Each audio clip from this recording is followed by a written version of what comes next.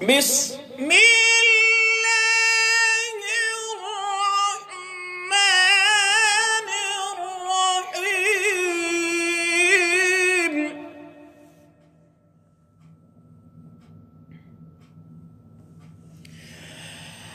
ربنا إنك تعلم ما نخفي وما نعلن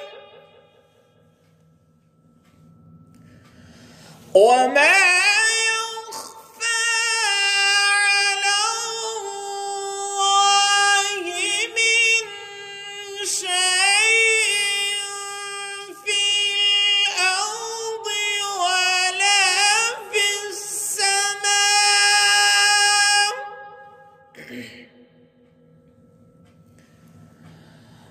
الحمد لله الذي وهب لي على الكبر إسماعيل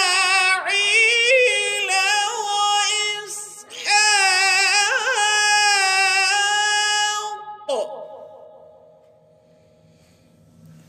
إن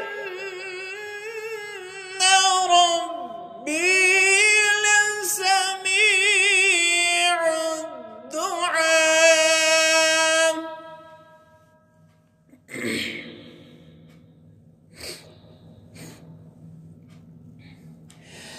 ربي اجعلني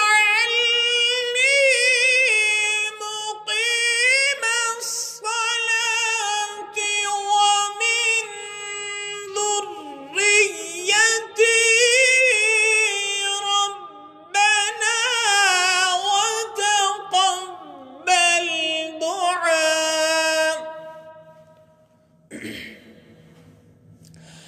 ربنا اغفر لي ولوالدي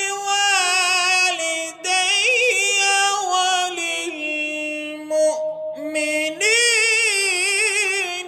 يوم يقوم الحساب.